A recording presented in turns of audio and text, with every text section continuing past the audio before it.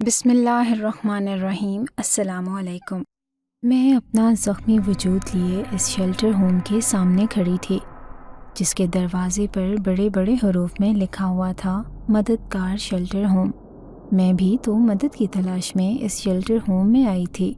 میں ڈری سہمی اندر داخل ہوئی تھی۔ ہر طرف عورتیں ہی عورتیں تھیں، کچھ میری عمر کی تھیں تو کچھ مجھ سے زیادہ۔ ابھی میں وہاں کھڑی دیکھ ہی رہی تھی کہ اچانک میں نے دیکھا کہ ایک عورت چلتی ہوئی میرے پاس آ رہی تھی۔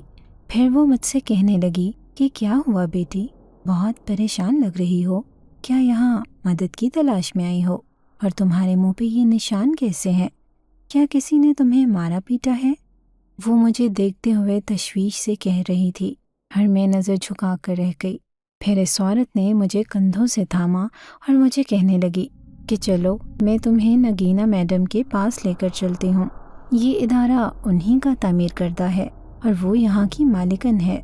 میرے زخموں سے ٹیسیں سی اٹھ رہی تھیں، لیکن پھر بھی میں اپنے زخموں کو دباتے خاموش کھڑی تھی۔ میں سمجھ رہی تھی کہ اس ادارے کی مالکن ایک بوڑھی ضعیفہ عورت ہوگی، لیکن پھر اس عورت نے مجھے جس کے پاس لا کر کھڑا کیا، اسے دیکھ کر میں حیرت زدہ ہو گئی۔ وہ سبز آنکھوں والی ایک انتہائی خوبصورت عورت تھی، جس کے کالے بال کمر پر یوں بکھرے تھے جیسے کالی گھٹا نے بسیرا کیا ہوا ہو۔ اس نے ساڑی پہنی ہوئی تھی۔ اب اپنی سبز آنکھوں سے وہ مجھے بڑے غور سے دیکھ رہی تھی۔ اس نے بڑے پیار سے مجھے اپنے پاس بلایا تھا، پھر مجھ سے کہنے لگی کہ بیٹا، بغیر کسی ڈر و خوف کے تم یہاں آرام سے رہ سکتی ہو۔ ابھی تم تھکی ہوئی پریشان لگ رہی ہو، میں کل صبح تم سے ملاقات کرتی ہوں۔ جاؤ رضیہ، اسے بھی باقی عورتوں کی طرح اسی ہال میں جگہ دے دو جہاں پر باقی ساری عورتیں رہتی ہیں۔ اب رضیہ مجھے ایک بڑے سے ہال میں چھوڑ گئی تھی جو عورتوں سے بھرا ہوا تھا۔ میں وہاں اجنبی تھی، اس لیے ایک کے بعد ایک عورت میرے پاس آنے لگی اور مجھ سے کہنے لگی کہ تم بھی اپنے حالات کی ماری ہوئی نظر آتی ہو، لیکن پریشان نہ ہونا، نگینا میڈم ایک بہت اچھی عورت ہے اور وہ تمہارا بھرپور خیال رکھے گی اور تمہیں یہاں کسی قسم کی پریشانی نہ ہونے دے گی۔ یہاں تمہیں جتنی بھی عورتیں نظر آ رہی ہیں وہ سبھی دکھی اور پریشان تھیں، لیکن یہاں آنے کے بعد وہ بہت خوش ہیں۔ چند دن بعد تم بھی اپنے سارے دکھ درد بھول جاؤ گی۔ ان کی ڈھیروں تسلیوں کے بعد اب میں تھوڑی مطمئن ہو گئی تھی۔ کسی بھی عورت نے مجھے پریشان نہ کیا تھا کہ مجھ سے کوئی عجیب و غریب سوالات کرتی۔ میں نے اچھی طرح منہ ہاتھ دھویا اور جا کر اپنے صاف ستھرے بستر پر بیٹھ گئی۔ تھوڑی دیر بعد کھانا لگ گیا۔ اتنا لذیذ اور خوبصورت کھانا شاید میں نے اپنی زندگی میں پہلی بار کھایا تھا۔ میں نے خوب پیٹ بھر کر کھانا کھایا۔ سب عورتیں آپس میں خوب ہنسی مذاق کر رہی تھیں، لیکن چونکہ میرا اس شیلٹر ہوم میں پہلا دن تھا، اس لیے میں خاموشی سے کھانا کھاتی رہی، اور کھانا کھانے کے بعد میں جا کر بستر پر بیٹھ گئی۔ تھکی ہوئی تھی تو کچھ زخموں نے پریشان بھی کیا ہوا تھا، اس لیے جیسے ہی لیٹی تو میرے ذہن میں پھر سے ماضی کی تلخ یادیں آنے لگی جس نے میری زندگی حرام کر رکھی تھی۔ ان ظالم یادوں سے پیچھا چھڑانا اتنا آسان بھی نہ تھا، اس لیے جیسے ہی میں لیٹی تو ماضی کی کھڑکیاں میرے ذہن میں کھلنا شروع ہو گئیں۔ میرا نام کنیز فاطمہ ہے۔ میرا تعلق ایک چھوٹے سے گاؤں سے تھا۔ میرے ابا کی چھوٹی سی دکان تھی جس سے ہمارے گھر کا بمشکل گزارا ہوتا تھا۔ ہمارے گاؤں میں صرف 8ویں جماعت تک کا اسکول تھا جہاں پر میں نے تعلیم حاصل کی تھی۔ ابا کی ایک بڑی بہن شہر میں رہا کرتی تھی جو اچھی خاصی امیر کبیر تھی۔ ابا کی بہن نے شروع سے ابا کی آنکھوں میں ایک سپنا سجا دیا تھا کہ وہ مجھے اپنے بیٹے کی دلہن بنائیں گی۔ یہ سوچ کر ابا خوش رہتے تھے کہ چلو میری اکلوتی بیٹی تو شہر میں جا کر عیش کرے گی۔ کیا ہوا جو میں نے اسے ساری زندگی غربت کی چکی میں پیسا، لیکن آگے چل کر تو میری بیٹی شہزادی والی عیش کرے گی۔ بچپن سے ہی ابا کی یہ باتیں سن سن کر میری آنکھوں میں بھی سہانے خواب سجے رہتے تھے۔ پھپھو کبھی سال میں آتی تو کبھی 2 سال میں، لیکن جب بھی آتی تو ہم سب کے لیے ڈھیروں کپڑے اور ضرورت کی چیزیں لے کر آتی۔ بلا شبہ ان کے دل میں کوئی کھوٹ نہ تھا، لیکن جس بیٹے سے وہ میری شادی کی بات کرتی تھیں وہ زندگی میں کبھی ہمارے گھر نہ آیا تھا۔ جب میں چھوٹی سی تھی تو تب میں نے اسے بچپن میں دیکھا تھا۔ وہ اچھا خاصا گورا چٹا اور خوبصورت لڑکا نظر آیا کرتا تھا، لیکن جوان ہونے کے بعد میں نے اسے کبھی نہ دیکھا تھا۔ لیکن میں نے سن لیا تھا جب ایک دن پھپھو ابا کو بتا رہی تھی کہ ان کا بیٹا زہیب شہر کی ایک بہت بڑی یونیورسٹی میں تعلیم حاصل کر رہا تھا۔ میں دل میں سوچتی بھی کہ بھلا مجھ جیسی گنوار دیہاتی لڑکی سے ایک یونیورسٹی میں پڑھنے والا لڑکا کیسے شادی کر سکتا ہے، لیکن پھر یہ سوچ کر اپنے دل میں خوش فہمی پالے رکھتی کہ ہو سکتا ہے کہ اپنی ماں کی بات پر وہ راضی ہو جائے اور بارات لے کر مجھے بیاہنے کے لیے اس گاؤں میں آ جائے۔ میرے علاوہ اماں ابا کی کوئی دوسری اولاد بھی نہ تھی، اس لیے اماں نے بچپن ہی سے میرے جہیز کے لیے ڈھیروں چیزیں جمع کر رکھی تھی۔ اب میں 20 سال کی ہو چکی تھی اور ابا چاہتے تھے کہ پھپھو ان کی درینہ خواہش کا خیال رکھتے ہوئے جلد ہی رشتہ پکا کر دیں اور شادی کی تاریخ کر کے مجھے بھی آ کر اپنے ساتھ شہر لے جائیں۔ پھر جیسے میرے خوابوں کی تعبیر ملنا شروع ہو گئی، کیونکہ ایک دن پھپھو ہمارے گھر آئی تو ان کے ہاتھوں میں ڈھیروں مٹھائیوں کے ٹوکرے تھے اور وہ ابا سے کہہ رہی تھی کہ میں شادی کی تاریخ رکھنے آئی ہوں۔ یہ سن کر تو اماں اور ابا کی خوشی کا کوئی ٹھکانہ نہ رہا اور یوں میری شادی کی تاریخ طے کر دی گئی۔ میں نے جوان ہونے کے بعد آج تک زہیب کو نہ دیکھا تھا، اسی لیے میں دل ہی دل میں نہایت خوش تھی کہ شاید زہیب ایک دیندار اور مذہبی لڑکا ہے کہ وہ شادی سے پہلے سسرال میں آنا گوارا نہیں کرتا۔ پھر ٹھیک 1 مہینے بعد میں زہیب کے ساتھ رخصت ہو کر پھپھو کے گھر آ گئی تھی، لیکن زہیب نے کمرے میں آنا تو دور کی بات مجھ پر نظر تک ڈالنا گوارا نہ کی اور ساری رات میں دلہن کے لباس میں اس کا انتظار کرتی رہی۔ جیسے ہی دوسری صبح ہوئی تو میں نے زہیب کی سرخ آنکھیں دیکھ لی تھیں۔ وہ مجھ سے نہایت نفرت کا اظہار کر رہا تھا۔ میرے سامنے ہی اپنی ماں سے کہنے لگا کہ آپ ہی اس دیہاتن کو بیاہ کر لائی ہیں، اس لیے اس کی ذمہ داری آپ کے اوپر ہوگی، اور خبردار آج تو آپ نے اسے میرے کمرے میں سلا دیا، لیکن آئندہ میں اسے اپنے کمرے میں نہ دیکھوں۔ میں شرمندگی سے کانپ کر رہ گئی۔ سب مہمانوں کے سامنے اس نے میری اچھی خاصی بے عزتی کر دی تھی۔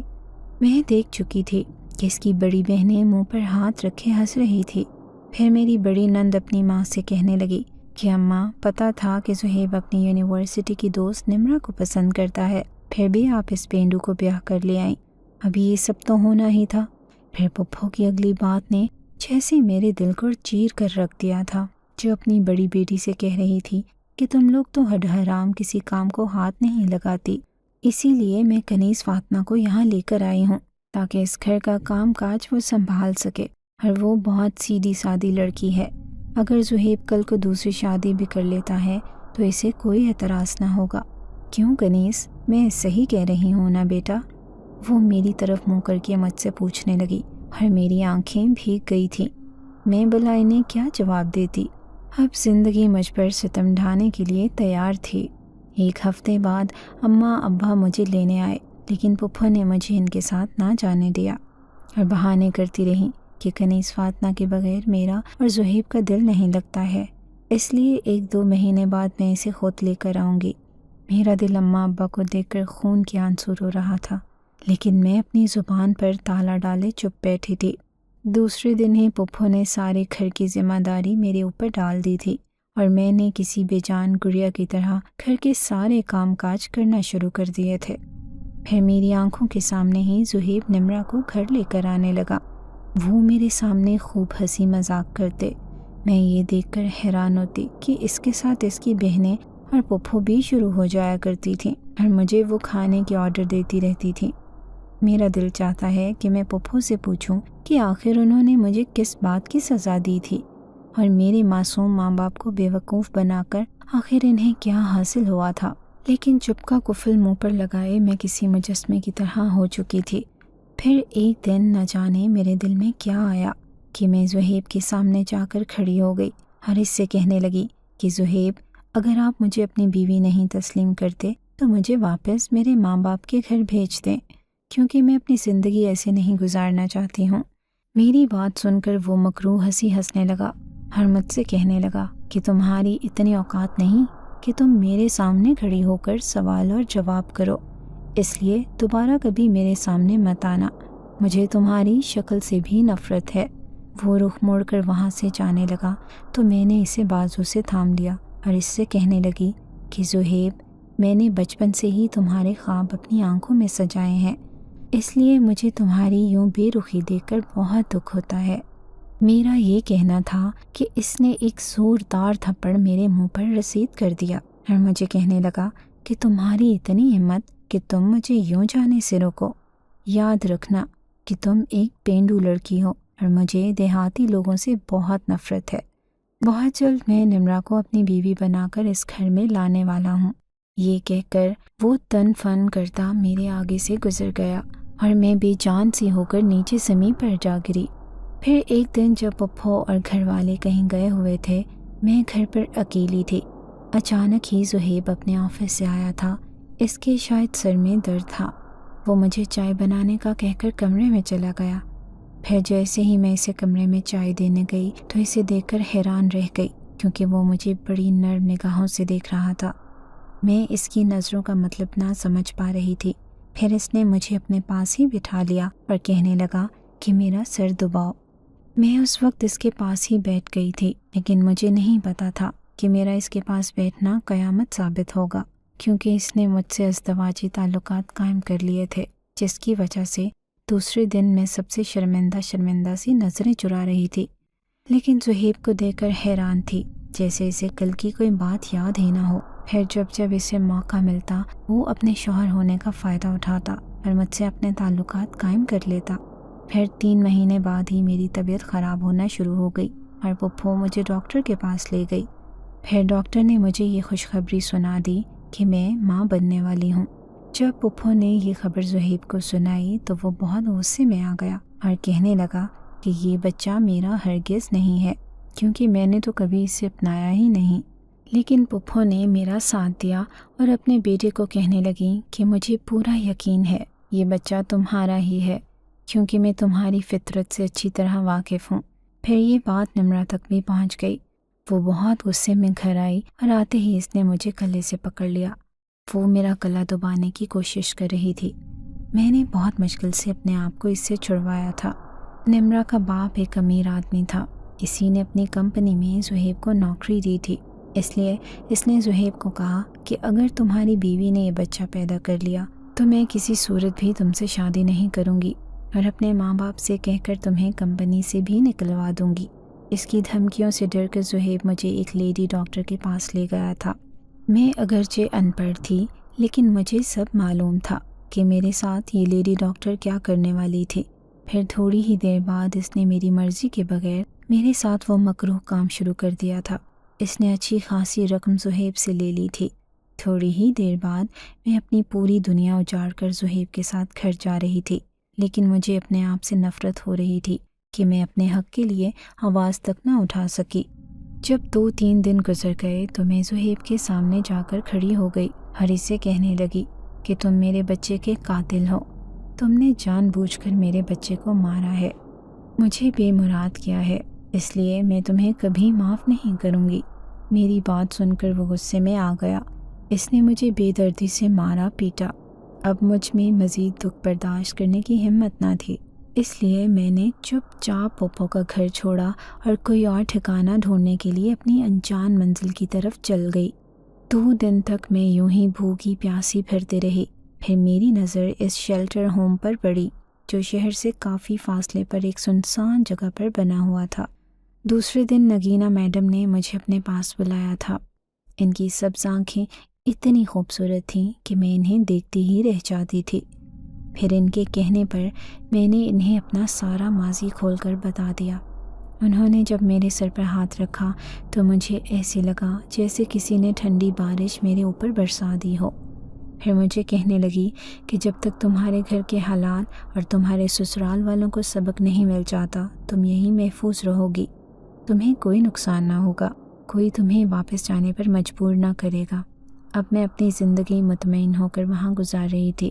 مجھے وہاں پر رہنے والی عورتوں سے پتہ چل گیا تھا کہ یہ ادارہ نگینہ میڈم نے آج سے 20 سال پہلے کھولا تھا، اور وہ ہر اس عورت کی مدد کیا کرتی تھی جو زمانے کی ستائی ہوئی مظلوم عورت تھی۔ ان کی مہربانی کے قصے ہر عورت کی زبان پر تھے۔ مجھے بھی وہ عورت بڑی خوبصورت اور مہربان طبیعت کی لگتی تھی۔ پھر ایک دن حیرت انگیز بات میرے سامنے آئی، جب وہ رضیہ خاتون جو نگینہ میڈم کی سب سے خاص عورت تھی، سب عورتوں کو کہتی پھر رہی تھی کہ آج سب نے جلدی سو جانا ہے اور کوئی بھی چاند نکلنے کے بعد صحن کا رخ نہ کرے اور نہ ہی کسی نے باہر نکلنا ہے۔ سب عورتوں کے لیے شاید یہ عجیب بات نہ تھی، کیونکہ اس رضیہ کی ہدایت پا کر سبھی عورتیں اپنے بستروں میں چلی گئی تھیں، جبکہ میں ہانکوں کی طرح انہیں دیکھ رہی تھی کہ آخر ماجرا کیا ہے۔ میں پرتجسس تھی کہ آخر اس رات ایسا کیا ہونے والا تھا جو کہ یہ عورتیں سب یوں اپنے بستروں میں دہکی پڑی تھی۔ میں ویسے تو باقی عورتوں کی طرح بستر میں ہی لیٹی تھی، لیکن میرا بستر کھڑکی کے ساتھ ہی تھا، اسی لیے میں نے اپنی سائڈ کی کھڑکی تھوڑی سی کھول لی اور باہر کا منظر دیکھنے کی کوشش کرنے لگی۔ پھر 2 گھنٹے بعد ہی میری آنکھوں نے عجیب سا منظر دیکھا تھا۔ مجھے اپنی آنکھوں پر یقین نہ آیا۔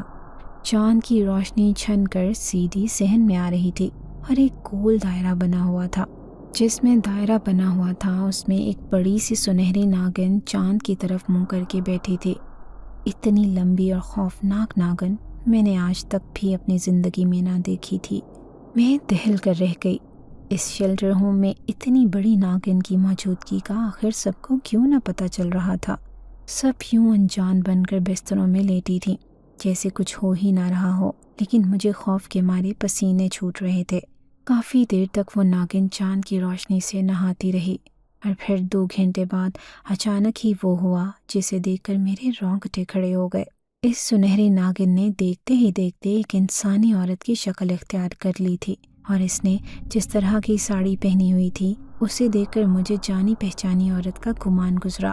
پھر جیسے ہی وہ رخ موڑ کر چلنے لگی تو یہ دیکھ کر میرے آسان خطا ہو گئے کہ وہ عورت کوئی اور نہیں بلکہ نگینہ میڈم ہی تھی۔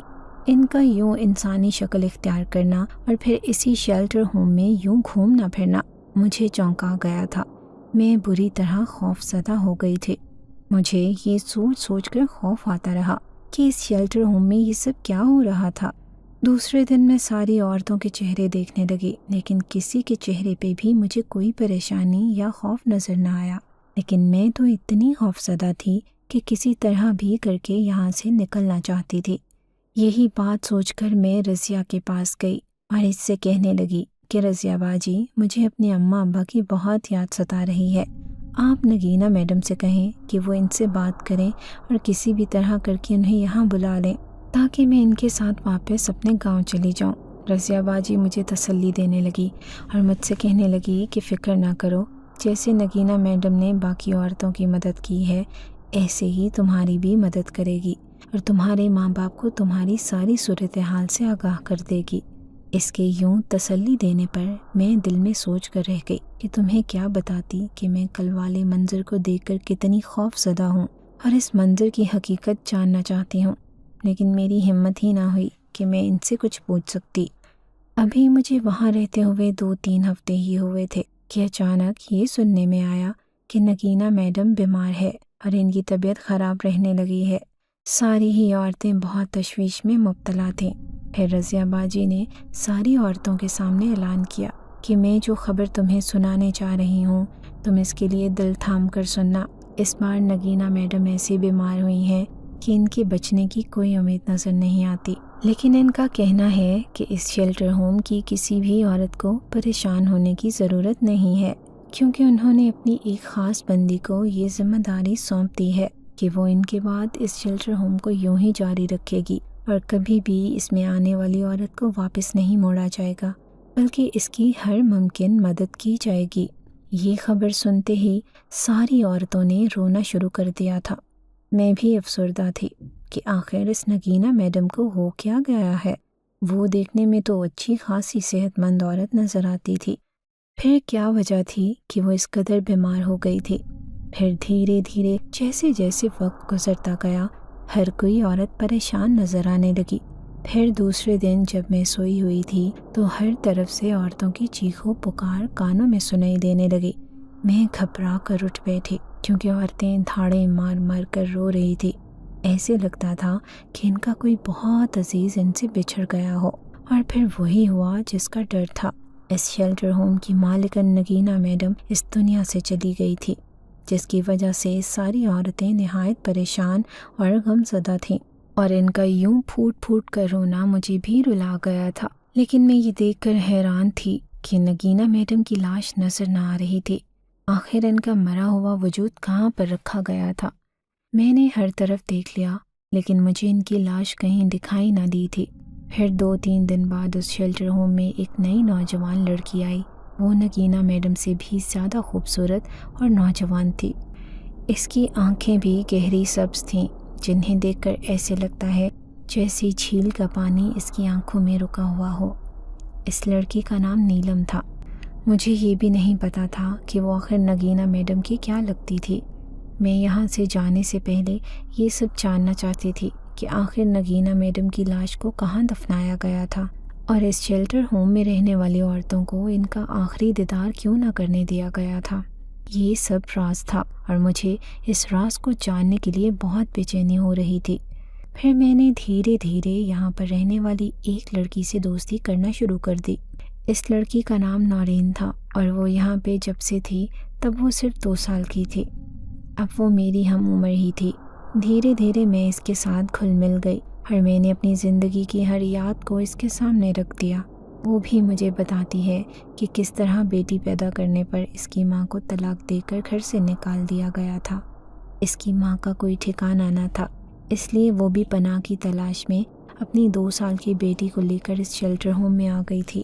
لیکن زندگی نے اسے اتنے صدمے دیے تھے کہ وہ جلد ہی اس دنیا سے چلی گئی تھی۔ نورین کو نگینہ میڈم کا ساتھ مل گیا تھا، اس لیے اس کی زندگی بڑے سکون و آرام سے گزر رہی تھی۔ ایک دن جب میں اور وہ دونوں تنہا بیٹھے تھے تو میں نے اس سے پوچھا کہ نگینہ میڈم کی لاش کو اتنا خفیہ کیوں رکھا گیا ہے؟ آخر ان کے مرنے کے بعد انہیں کیوں نہیں دکھایا گیا؟ پھر وہ مجھے غور سے دیکھنے لگی اور کہنے لگی کہ اس کے پیچھے ایک بہت بڑا راز چھپا ہے، لیکن میں تو سمجھ رہی تھی کہ تمہیں اس راز کا پتہ چل گیا ہوگا۔ اس کی بات سن کر میں حیرت زدہ تھی۔ پھر اس سے کہنے لگی کہ نورین پلیز مجھے بتاؤ کہ آخر نگینہ میڈم کون تھیں، اور مجھے یہ بھی پتا ہے کہ وہ عورت نہیں تھی۔ میری بات سن کر نورین چونک گئی اور کہنے لگی کہ تمہیں کب پتہ چلا اس بات کا؟ پھر میں نے اس رات والی ساری بات اس کے سامنے کھول کر رکھ دی۔ وہ میری بات سن کر چپ رہی، پھر ٹھنڈی سانس بھر کر کہنے لگی کہ تمہاری آنکھوں نے جو دیکھا وہ بالکل ٹھیک تھا، کیونکہ نگینہ میڈم ایک عورت نہیں بلکہ ایک ناگن تھی، اور اس شیلٹر ہوم میں رہنے والی ہر عورت ان کا یہ راز جانتی ہے۔ جس کو نہیں پتا ہوتا تو وہ چاند کی 14ویں تاریخ کو اس راز کو جان لیتی ہے، کیونکہ اگر نگینہ میڈم کہیں پر بھی ہوتی ہے تو ان کی رنگت اور شکل خود بخود ایک ناگن کا روپ دھار لیتی ہے۔ جب تک وہ چاند کی روشنی میں نہا نہ لیتی تھی انہیں سکون نہیں ملتا تھا، اور ان کے اندر ایک بے چینی سی رہتی تھی۔ یہ راز مجھے پتا چلا تھا جب میں 11 سال کی تھی، اور جس طرح تم ان کے بارے میں متجسس ہو ایسے ہی مجھے بھی تجسس رہتا تھا۔ پھر ایک دن میں نے یہاں پر رہنے والی سب سے بوڑھی عورت سے یہ راز پوچھ ہی لیا کہ آخر نگینہ میڈم کون تھی اور کہاں سے آئی تھی۔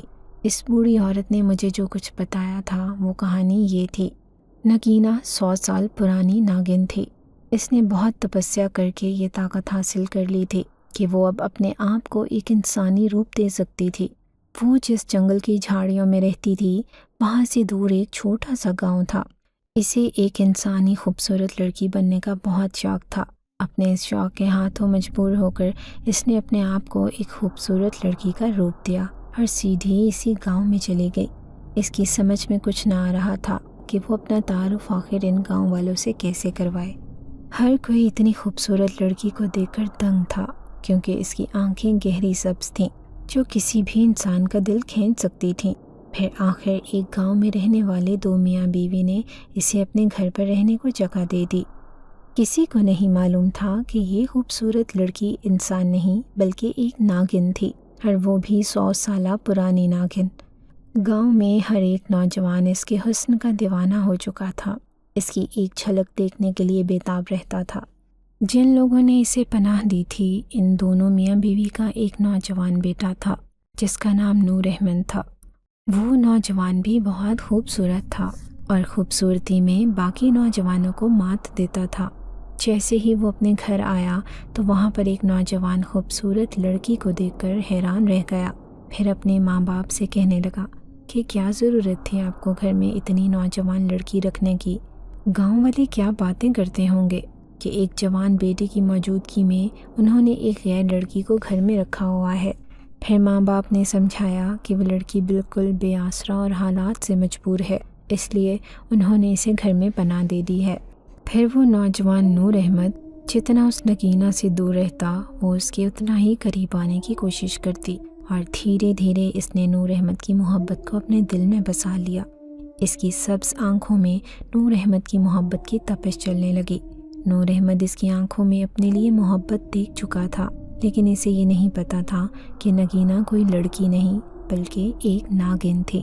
پھر دھیرے دھیرے وہ بھی اس کی محبت کا اسیر ہوتا چلا گیا، کیونکہ وہ یہی سمجھ رہا تھا کہ نگینہ ایک مکمل بے آسرا لڑکی ہے، اور بھلا اسے اپنانے میں سے کیا اعتراض ہو سکتا تھا۔ لیکن نگینہ کے ساتھ ایک بہت بڑا مسئلہ تھا، اور وہ مسئلہ یہ تھا کہ ہر چاند کی 14ویں رات کو اس کا روپ اچانک بدلنا شروع ہو جاتا تھا۔ پہلے تو نور احمد کی غیر موجودگی میں وہ اس گھر سے چپکے سے نکل جایا کرتی تھی اور جنگل میں جا کر اپنی اصلی روپ میں واپس آ جاتی تھی، لیکن اب اس کے لیے بہت مشکل ہو گیا تھا، کیونکہ نور احمد کو رات گئے تک جاگنے کی عادت تھی، اور وہ رات کو بیٹھ کر پڑھتا رہتا تھا۔ ذرا سا بھی کھٹکا ہوتا تو وہ چونک کر باہر آ جاتا اور ادھر ادھر دیکھنے لگ جایا کرتا۔ جیسے جیسے چاند کی 14ویں تاریخ قریب آتی جا رہی تھی، ویسے ویسے نگینہ کے لیے پریشانی کھڑی ہوتی جا رہی تھی۔ وہ نہیں جانتی تھی کہ نور احمد اس کی حقیقت سے آگاہ ہو۔ وہ سچ مچ اسے اپنے دل میں بسا چکی تھی، اور اس سے شادی کرنے کا ارادہ رکھتی تھی، کیونکہ نور احمد نے اس سے وعدہ کر لیا تھا کہ وہ اسے اپنی بیوی بنا کر رکھے گا۔ اب وہ اس کے سپنے بھی دیکھنے لگی تھی۔ پھر جیسے ہی چاند کی 14ویں تاریخ نزدیک آئی تو خدا کا کرنا ایسا ہوا کہ نور احمد کے والد کی طبیعت خراب ہو گئی، اور اسے لے کر وہ اسی رات شہر چلا گیا۔ اسے یوں شہر جاتے دیکھ کر نگینہ بہت خوش تھی، اور اس کے لیے راستہ صاف ہو گیا تھا۔ اب جیسے ہی رات ہوئی تو چاند کی 14 تاریخ کو وہ فوراً جنگل میں چلی گئی۔ گھر میں صرف نور احمد کی ماں تھی، اور اس سے اسے کوئی خطرہ نہ تھا۔ پھر دوسرے دن نور احمد اپنے باپ کو لے کر واپس آ گیا تھا، اور ایسے ہی نگینہ کی پریشانی بھی حل ہو گئی تھی۔ اب 1 مہینے تک اسے کوئی پریشانی نہ تھی۔ نور احمد نے اسی گاؤں میں اپنا ایک بڑا سا کاروبار کھول لیا تھا، جو کہ زمینوں کی کھاد وغیرہ کا کاروبار تھا، اور پڑھا لکھا ہونے کی وجہ سے جلد ہی اس کا کاروبار اس گاؤں میں چل نکلا۔ اب اس نے اپنے ماں باپ سے کہہ دیا کہ وہ نگینہ کے ساتھ شادی کا ارادہ رکھتا ہے، کیونکہ وہ اسے دل سے چاہنے لگا ہے۔ اس کی بات پر اس کے ماں باپ کو بھلا کیا اعتراض تھا، کیونکہ گاؤں میں کتنے ہی لوگ تھے جو نگینہ کو اپنی بہو بنانے کی خواہش رکھتے تھے، اور وہ تھی بھی اتنی خوبصورت کہ اسے دیکھ کر کسی بھی انسان کا دل پگھل جاتا۔ یوں صرف 15 دن کے اندر اندر ان دونوں کی بات ہو گئی، اور پھر شادی کی تاریخ بھی طے کر دی گئی۔ نگینہ ایک طرف خوش تھی تو دوسری طرف شدید پریشان بھی، کیونکہ شادی کا دن چاند کی 14 تاریخ تھی، اور اسے پھر سے یہ پریشانی خوفزدہ کر رہی تھی کہ اگر نور احمد نے اس کا اصلی روپ دیکھ لیا تو کہیں وہ اسے گھر سے نہ نکال دے۔ اس کے ماں باپ اور گاؤں کے لوگ اس بات سے انجان تھے کہ نور احمد کی شادی کسی انسان سے نہیں بلکہ ایک ناگن سے ہو رہی تھی، اور ناگن بھی اتنی طاقتور تھی کہ اس کی عمر 100 سال تھی۔ تھوڑے ہی دن بعد شادی کا دن آ گیا، اور وہ سرخ جوڑا پہنے ایک خوبصورت دلہن کا روپ لے کر بیٹھی تھی۔ وہ جس کمرے میں بیٹھی تھی وہاں سے چاند کی روشنی چھن چھن کر آ رہی تھی، اور اس کے دلہن کے روپ کو ایک بدصورت ناگن میں ڈھال رہی تھی۔ اب وہ بے چینی سے پاگل ہو رہی تھی، کیونکہ اب سے صرف 10 منٹ بعد ہی اسے اپنی اصلی روپ میں واپس آ جانا تھا۔ پھر آخر کار اس نے اپنے دل کے ہاتھوں مجبور ہو کر نیند کی گولیاں نکال کر دودھ میں ملا دی اور نور احمد کو دے دی، جسے پی کر وہ بے خبر پڑا سو رہا تھا۔ اب تھوڑی ہی دیر بعد اس نے مکمل ناگن کا روپ دھار لیا تھا۔ پھر وہ کھلی ہوئی کھڑکی کے راستے سے نکل کر جنگل میں چلی گئی، اور چاند کی روشنی سے اپنی آنکھ کو منور کرنے لگی۔ وہ نہ جانے کتنے گھنٹے تک چاند کی روشنی میں بیٹھی رہی تھی۔ اسے سکون مل رہا تھا۔ پھر جیسے ہی صبح کا اجالا پھیلنے لگا تو وہ گھر پہنچ چکی تھی۔ دوسرے دن جب نور احمد سو کر اٹھا تو اسے اپنا دماغ بہت بوجھل محسوس ہو رہا تھا۔ اب ان دونوں کی شادی ہو چکی تھی، اور وہ ناگن ایک انسانی لڑکی کا روپ لیے نور احمد کی زندگی میں داخل ہو گئی تھی۔ دونوں نے ہی اپنی محبت کو پا لیا تھا، لیکن نور احمد کو یہ نہیں پتا تھا کہ ایک بری خبر اس کے انتظار کر رہی تھی۔ جب اسے یہ پتا چلا کہ وہ لڑکی ایک انسان نہیں بلکہ 100 سالہ ناگن تھی، پھر ایک دن اس کے محلے میں ایک عجیب واقعہ پیش آیا۔ جب ایک بچہ جو ان کے پڑوسیوں کا تھا وہ گھر کی دوسری منزل کی چھت سے گرنے کو تھا تو نگینہ نے اسے دور سے ہی دیکھ لیا تھا، اور وہ پلک جھپکتے ہی اس بچے کے پاس پہنچ گئی اور اسے گرنے سے بچا لیا۔ وہ یہ سمجھ رہی تھی کہ کوئی بھی اسے ناگن کے روپ میں پا کر نہیں دیکھ رہا، لیکن گاؤں کے ایک آدمی نے اسے یوں روپ بدلتے ہوئے دیکھ لیا تھا۔ وہ شدید خوفزدہ ہو کر چلانے لگا اور سارے گاؤں والوں کو اکٹھا کر لیا۔ پھر ان سے کہنے لگا کہ یہ لڑکی ایک انسان نہیں بلکہ ناگن ہے، اور اس کی سب آنکھیں بتاتی ہیں کہ اس کا تعلق ناگ کے خاندان سے ہے۔ میں نے خود اپنی گناہگار آنکھوں سے اسے ناگن کے روپ میں ڈھلتے ہوئے دیکھا ہے۔ اگر میری بات کا یقین نہیں آ رہا تو فوراً ہی دوسرے گاؤں سے میں سپیروں کو بلا کر لاتا ہوں تاکہ وہ اس کے آگے بین بجائیں۔ تم لوگ دیکھنا یہ کیسے اپنے آپ کو ایک ناگن کا روپ دیتی ہے۔ نگینہ اس آدمی کی بات سن کر شدید خوفزدہ ہو گئی تھی۔ آخر اس کا یہ راز سارے گاؤں والوں کے سامنے کھلنے والا تھا۔ نور احمد حیرت سے اسے دیکھ رہا تھا۔ یہی خوف اس کے ماں باپ کی آنکھوں میں بھی جھانک رہا تھا۔ اب وہ بے بس کھڑی تھی اور اپنی صفائی میں ایک لفظ تک نہ کہہ سکی۔ آخر سچائی تو یہی تھی کہ وہ ایک ناگن ہی تھی اور اسے کبھی نہ کبھی اپنے اصلی روپ میں واپس جانا تھا۔ پھر وہ نور احمد کے سامنے آئی اور اس سے کہنے لگی کہ یہ آدمی جھوٹ بول رہا ہے اور مجھ پر جھوٹا الزام لگا رہا ہے۔ دیکھو، میں نے ایک بچے کو بچایا اور مجھے یہ صلہ مل رہا ہے کہ مجھ پر اس طرح کے گھٹیا الزامات لگ رہے ہیں۔ نور احمد بالکل بے بس کھڑا تھا۔ پھر کسی بھی طرح معاملہ رفع دفع کر کے وہ لوگ سب اپنے اپنے گھروں کو لوٹ گئے۔ نور احمد نے لاکھ اس بات کو اپنے ذہن سے جھٹلانے کی کوشش کی، لیکن وہ کامیاب نہ ہو سکا، اور پھر چپکے نگینہ پر نظر رکھنے لگا۔ نگینہ کا دل فطرتاً بہت رحم دل اور مہربان تھا۔ گاؤں میں کسی بھی عورت کو کوئی پریشانی ہوتی تو وہ اس عورت کا دکھ سمجھ کر اسے حل کرنے کی کوشش کرتی، اور دھیرے دھیرے گاؤں کی تمام عورتیں اسے بے حد پسند کرنے لگتیں۔ گاؤں میں کتنی ہی عورتیں تھیں جن کے شوہر انہیں مار پیٹ کرتے تھے یا ان کے ساتھ ظلم و زیادتی کرتے تھے۔ نگینہ ان کے گھر پہنچ جاتی اور اس کے شوہر کو ایسا سمجھاتی کہ وہ دوبارہ اس عورت کے اوپر ہاتھ نہ اٹھاتا۔ اب اس گاؤں میں اس کا پوری طرح دل لگ گیا تھا اور وہ کسی صورت بھی یہاں سے جانا نہ چاہتی تھی۔ پھر ایک دن قیامت کا دن ثابت ہوا جب نور احمد کے اوپر اس کا یہ راز کھل گیا تھا۔ برابر والے گھر میں ایک بچے نے بہت بڑے سانپ کو دیکھا تھا۔ اس بچے کی بات کو سب جھٹلا رہے تھے، لیکن پھر سب کے سامنے سے وہ سانپ نکل کر اوپر چھت کی طرف چلا گیا۔ اب تو سب لوگ ہی بہت پریشان ہو گئے تھے۔ واقعی اس گھر میں ایک سانپ گھسا ہوا تھا۔ اتفاق سے نگینہ کو ان سب باتوں کی کوئی خبر نہ تھی۔ وہ ایسے ہی کسی عورت کا مسئلہ سلجھانے کے لیے اس کے گھر گئی ہوئی تھی۔ پھر جس کے گھر سانپ نظر آیا تھا وہ جلدی دوسرے گاؤں سے ایک بڑے سپیرے کو بلا کر لے آئے۔ اب وہ بین بجا رہا تھا تو دوسری طرف نگینہ بھی گھر آ چکی تھی، اور برابر میں بین کی آواز سن کر وہ بری طرح مچل رہی تھی۔ نور احمد کے دماغ میں بھی شک کا کیڑا گھسا ہوا تھا، اس لیے وہ بھی برابر نگینہ پر نظر رکھے ہوئے تھا۔ جیسے جیسے بین کی آواز بلند ہوتی گئی ویسے ویسے نگینہ کی بے چینی بڑھتی گئی۔ نور احمد برابر اسے نوٹ کر رہا تھا۔ پھر نگینہ غصے میں پاگل ہو کر اسی سپیرے کے پاس پہنچ گئی۔ سپیرے نے جیسے ہی اس کی سب آنکھوں کو دیکھا تو وہ فوراً ہی پہچان گیا کہ وہ لڑکی نہیں بلکہ 100 سال کی ناگن تھی، اور طاقت میں اس سپیرے سے کہیں زیادہ تھی۔ وہ چاہتی تو اس پورے گاؤں کو ایک لمحے میں ملیا میٹ کر سکتی تھی، لیکن نور احمد کی محبت میں وہ یہ سب کرنے سے گریزاں تھی۔ اب سپیرے کو اس کی آنکھوں میں چھپی ہوئی دھمکی صاف نظر آ گئی تھی۔ وہ بہت ڈر گیا تھا اور لوگوں سے کہنے لگا، میں یہاں بین نہیں بجا سکتا کیونکہ اس گاؤں میں ایک بہت طاقتور ناگن آ چکی ہے۔ وہ تم لوگوں کے درمیان موجود ہے، لیکن میں نہیں بتاؤں گا کہ وہ کون ہے۔ یہ کہہ کر وہ سپیرا فوراً ہی اس گاؤں سے بھاگ گیا تھا۔ اب سب کی شک بھری نظر نگینہ گرد گرد گھوم رہی تھی۔ سب اسے شک کی نظروں سے دیکھ رہے تھے، تو دوسری طرف رات ہونے کی وجہ سے چاند کی روشنی بھی چھن چھن کر نگینہ پر برس رہی تھی۔ ہر اتفاق سے آج چاند کی 14ویں تاریخ تھی۔ پھر دیکھتے ہی دیکھتے اس نے اپنے آپ کو ناگن کا روپ دیا اور چاند کی روشنی میں نہانے لگی۔ اتنی دیر سے ان کی آواز سننے کی وجہ سے بھی وہ غصے سے پاگل ہو رہی تھی اور اپنے آپ پر کنٹرول نہ کر سکی، اور اس نے اپنے آپ کو سب پر ظاہر کر دیا تھا۔ لوگ خوف سے چیخیں مار رہے تھے اور نور احمد تو شدید صدمے کا شکار تھا۔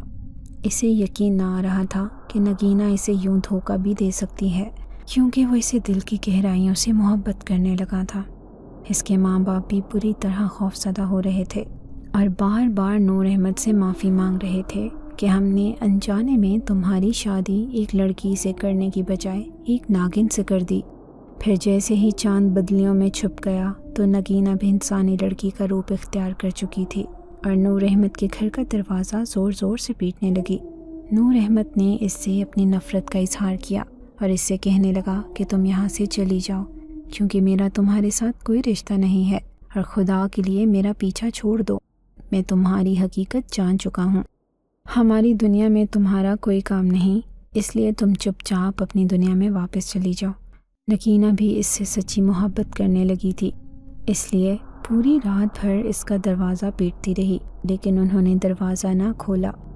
سارے گاؤں والے تھو تھو کر رہے تھے اور اس سے کہنے لگے کہ آخر تم کس مٹی کی بنی ہو؟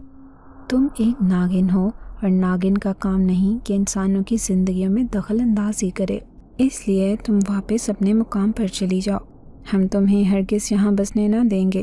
اگر تم کسی کو بھی کوئی نقصان پہنچانے کی کوشش کرو گی تو ہم تمہیں آگ لگا دیں گے۔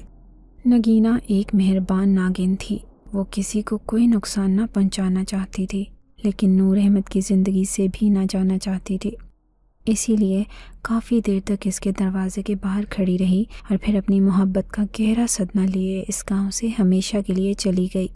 اب وہ انسانوں کی طرح ہی زندگی گزارنا چاہتی تھی، اس لیے اس نے رہنے کے لیے خالی مکان کا انتخاب کیا اور اس میں تنہا زندگی گزارنے لگی۔ ابھی اسے رہتے ہوئے تھوڑے ہی دن ہوئے تھے کہ اچانک ایک روتی پیٹتی عورت آئی اور اس سے کہنے لگی کہ نگینہ باجی، خدا کے لیے میری مدد کریں، میرے پیچھے کچھ غنڈے پڑے ہوئے ہیں جو مجھے جان سے مارنا چاہتے ہیں۔ پھر وہ غنڈے نگینہ کے گھر تک بھی پہنچ گئے۔ وہ ایک طاقتور ناگن تھی اور اس نے اس طاقت کا مظاہرہ اس غنڈوں پہ اس طرح کیا کہ وہ بری طرح خوف زدہ ہو کر اس لڑکی کو یہیں چھوڑ کر بھاگ گئے۔ وہ لڑکی بے سہارا تھی اور اس نے درخواست کی کہ میں یہیں آپ کے پاس رہنا چاہتی ہوں۔ نگینہ کو کوئی اعتراض نہ تھا، اس نے کھلے دل سے اسے اپنے ساتھ رہنے کی اجازت دے دی۔ پھر دھیرے دھیرے ایک کے بعد ایک عورت اس کے پاس آتی رہی اور یوں وہ گھر جو کئی سالوں سے خالی پڑا تھا ان بے بس اور لاچار عورتوں کے کام آنے لگا، اور اس میں وہ اپنی زندگی گزر بسر کرنے لگی۔ اب اس نے اس گھر کا نام مددگار شیلٹر ہوم رکھ لیا تھا، جو صرف لاچار اور مجبور عورتوں کے لیے تھا۔ میری امی بھی اس شیلٹر ہوم میں مدد مانگنے ہی آئی تھیں، اور اب میں 20 سال سے ہی شیلٹر ہوم میں رہ رہی ہوں۔ وہ لڑکی نورین ساری کہانی سنا رہی تھی اور میں حیران پریشان تھی۔ پھر نورین مجھے کہنے لگی کہ نگینہ میڈم نے ایک بھرپور زندگی گزاری ہے، اس نے 120 سالہ زندگی گزار کر کئی عورتوں کو فائدہ پہنچایا ہے، اور شیلٹر ہوم میں رہنے والی ہر عورت اس کے بارے میں اچھی طرح جانتی ہے، کیونکہ اس نے پہلے ہی ساری عورتوں سے کہہ دیا تھا کہ میری حقیقت جان لینے کے بعد جو عورت میرے ساتھ رہنا چاہتی ہے وہ اس شیلٹر ہوم میں رہ سکتی ہے، اور اگر کوئی مجھ سے خوف زدہ ہے تو وہ بھلے ہی یہاں پر نہ رہے۔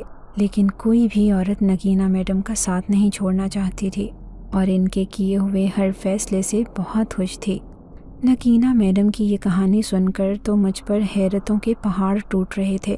بھلا ایک ناگن اتنی مہربان کیسے ہو سکتی ہے؟ اس نے شاید سچ میں ہی نور احمد سے دل سے محبت کی تھی۔ میں سوچنے لگی کہ کاش وہ واقعی ہم میں ایک عورت ہوتی تو نور احمد کے ساتھ خوشیوں بھری زندگی بسر کر رہی ہوتی۔ اس کے بعد جو دوسری میڈم آئی تھی اس کا نام نیلم تھا، اور عورتوں کا شک یہ تھا کہ وہ بھی نگینہ میڈم کے خاندان سے ہی تھی، یعنی ایک ناگن تھی، کیونکہ اس کی آنکھیں بھی گہری سبز تھیں۔ پھر تھوڑے دن بعد نیلم نے مجھے اپنے پاس بلایا تھا، مجھ سے کہنے لگی کہ تمہارے ماں باپ تمہیں اپنے پاس بلانا چاہتے ہیں، ان سے بات ہو گئی ہے، اب تمہاری مرضی کے مطابق فیصلہ ہوگا، اگر تم چاہو تو ساری زندگی یہاں رہ سکتی ہو، ورنہ اپنے ماں باپ کے پاس واپس جا سکتی ہو۔ پھر میں اس سے کہنے لگی کہ میڈم، یہاں پر مجھے کوئی پریشانی نہیں ہے، لیکن میرے ماں باپ بھی تنہا ہیں اور اچھا ہوگا اگر میں ان کے ساتھ رہ کر ان کی خدمت کرنے کا موقع حاصل کر سکوں۔ آپ لوگوں کا مجھ پر بہت بڑا احسان ہے کہ آپ لوگوں نے اتنے دن تک میرا بھرپور طریقے سے خیال رکھا اور مجھے کوئی پریشانی نہ ہونے دی۔ پھر وہ کہنے لگی کہ ٹھیک ہے، ہمارا ایک خاص آدمی جو یہاں کی عورتوں کو ان کے گھروں تک پہنچانے کا کام کرتا ہے، وہ تمہیں باحفاظت تمہارے گاؤں تک چھوڑ دے گا۔ میں حیران تھی کہ نہ ہی انہوں نے مجھ سے گھر کا پتہ پوچھا اور نہ ہی میرے ماں باپ کا نام۔ انہوں نے کیسے پتہ لگا لیا کہ میں کس گاؤں کی رہنے والی ہوں اور میرے ماں باپ کون ہیں؟ پھر دوسرے دن وہی آدمی آ گیا۔ وہ آدمی نہ تھا بلکہ خوبصورت نوجوان تھا۔ اس کا نام بہروز تھا کیونکہ نیلم میڈم نے اسے میرے سامنے ہی مخاطب کیا تھا۔ جب میں وہاں سے رخصت ہو رہی تھی تو نورین میرے گلے سے لگ کر رونے لگی اور کہنے لگی کہ زندگی میں نے ایک ہی دوست بنائی تھی، وہ بھی آج مجھے چھوڑ کر جا رہی ہے۔ پھر میں اسے تسلیاں دینے لگی کہ تمہارا بھی نصیب کھلے گا اور تم جلد ہی اس شیلٹر ہوم سے رخصت ہو کر کسی مہربان انسان کے ساتھ اپنی زندگی کا آغاز کر لو گی۔ میں نیلم میڈم کا بھی شکریہ ادا کرنا چاہتی تھی جنہوں نے مجھے اتنی جلدی اپنے ماں باپ سے ملوا دیا تھا۔ پھر میں اس نوجوان کے ساتھ بس میں بیٹھ کر اپنے گاؤں آ گئی۔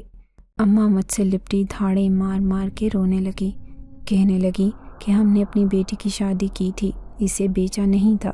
تمہاری پپھو تو بہت چلاک عورت نکلی جس نے تمہارا یہ حال کر دیا۔ پھر میں ابا اور اماں کو تسلی دینے لگی کہ جو ہونا تھا وہ ہو گیا، اب میں نئے سرے سے اپنی زندگی جینا چاہتی ہوں۔ میں نے ابا کے سامنے پپھو کی ساری حقیقت کھول کر رکھ دی تھی کہ وہ مجھے بہانے سے یہاں سے نوکرانی بنا کر لے گئی تھی، وہ بھی اپنی اور اپنی بیٹیوں کی۔ ابا نے کہا کہ ایک بار اسے یہاں آ لینے دو، میں اس سے اچھی طرح نمٹ لوں گا۔ پھر وہ پوچھنے لگے کہ جب تم وہاں سے نکلی تو اتنے دن کہاں رہی تھی؟ آخر ہمارے پاس تم کیسے پہنچی؟ کیونکہ میں جب بھی تمہاری پپھو کو کہتا کہ میں کنیز فاطمہ کو لینے آ رہا ہوں تو مختلف ہیلے بہانے کر کے ٹال دیتی تھی۔ پھر میں ابا کو کہنے لگی کہ ابا، اس دنیا میں بہت سے مہربان دل ہیں جو بنا کسی مقصد کے لوگوں کے رکھوالے اور مددگار بن جاتے ہیں۔ جب میں ابا سے یہ بات کر رہی تھی تو میری آنکھوں کے سامنے نگینہ میڈم کا خوبصورت چہرہ آ گیا تھا۔ پھر کچھ دن بعد ہی خبر ملی کہ نمرہ نے زہیب کو چھوڑ کر کسی اور سے شادی رچا لی تھی، کیونکہ پپھو روتی دھوتی گاؤں میں واپس آئی تھی مجھے لینے کے لیے، لیکن ابا نے انہیں اتنی سنائی کہ ذلیل ہو کر وہ واپس ہمارے گاؤں سے چلی گئی تھی۔ میں اب ہمیشہ اماں اور ابا کے ساتھ رہنا چاہتی تھی، لیکن پھر ایک دن زہیب آیا مجھے واپس لینے کے لیے۔ وہ مجھ سے رو رو کر معافی مانگ رہا تھا اور کہنے لگا کہ مجھے بس ایک موقع دو اپنے آپ کو بدلنے کا۔ پھر میں نے اسے معاف کر دیا کیونکہ کہیں نہ کہیں دل ہی دل میں بھی اسے اپنا شوہر سمجھ کر چاہنے لگی تھی۔